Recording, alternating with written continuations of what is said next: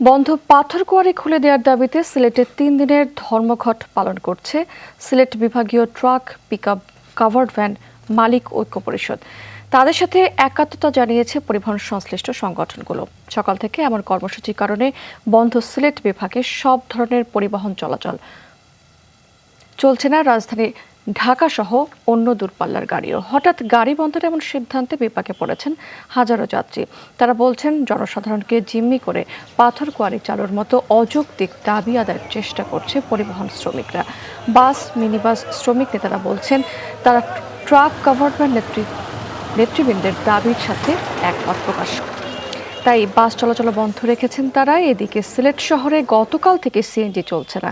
গাড়ির দুই পাশে গ্রিল লাগাতে সিএমপি নির্দেশনার প্রতিবাদে চালকরা সিএনজি বন্ধ রেখেছে।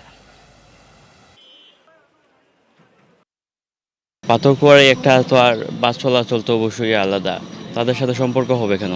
মৌলভীবাজার যাওয়ার উদ্দেশ্যে বাস স্ট্যান্ডে এদিকে বাস বদ্ধ, এখন তো আমি অবসরে বুঝেছি। খুব কষ্ট করে আজকে একটা ছুটি ম্যানেজ করছি যে আমি গাইনি ডক্টর দেখাবো, কিন্তু এখন আইসে দেখতেছি যে বাস চলতেছে না। এখন মানে কোনোভাবেই যাওয়া সম্ভব না। আমরা তো মনে করো কাটাক ইউনিয়ন, সিলেট শ্রমিক ইউনিয়ন, আমরা তো বিভিন্ন জাতে আগলাই, কিন্তু আমরা যদি সেরূপে কোনো নমুনার কোনো আঘাত সৃষ্টি হয়, তা আমরা একত্রিতভাবে বইয়া আমরা যে কোনো সিদ্ধান্ত নেই, নিয়ে আমরা কাজ করি।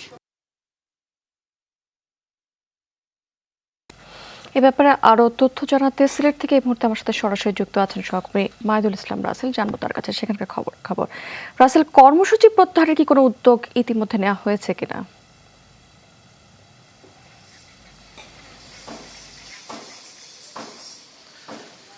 স্মৃতি, আমি এখন রয়েছি সিলেটের হুমায়ুন রশিদ চত্বরে। সিলেটের প্রবেশদ্বার বলা হয় এই স্থানে। আমার পিছনে হয়তো দেখতে পাচ্ছেন যে সড়কগুলো রয়েছে, তার চিত্রটিকে একটু আগে দেখাতে চাই। অনেকটাই ফাঁকা, কিন্তু এটি কিন্তু মহাসড়ক। এখান থেকেই সিলেটের সাথে সারা দেশের যোগাযোগটি হয়ে থাকে।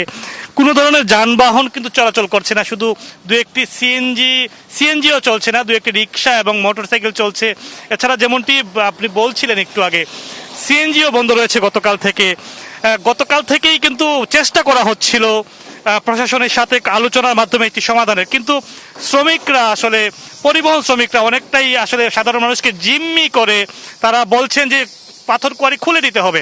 এটি কিন্তু শুধু আজকে বললে কালকে খুলে দেওয়া হবে সেরকম বিষয় নয়। এটি যেহেতু রাষ্ট্রীয় বিভিন্ন সংস্থা রয়েছে, খনিজ সম্পদ মন্ত্রণালয় 2016 সালে ঘোষণা দিয়ে সিলেটের প্রত্যেকটি কোয়ারিকে পাথর উত্তোলন বন্ধ করে দিয়েছেন।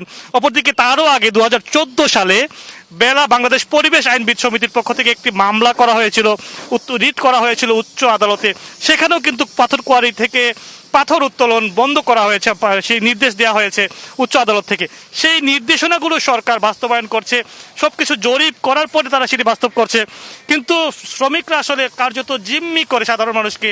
তারা খুব অসহায় অবস্থায় ফেলে বারবার তাদের দাবি আদায়ের চেষ্টা করেন। মানুষ চরম ভোগান্তিতে পড়েছেন, কিন্তু এখন পর্যন্ত সমাধানের কোনো আভাস বা কোনো চিত্র আমরা দেখতে পাইনি। স্মৃতি। রাসেল, অনেক ধন্যবাদ আপনাকে।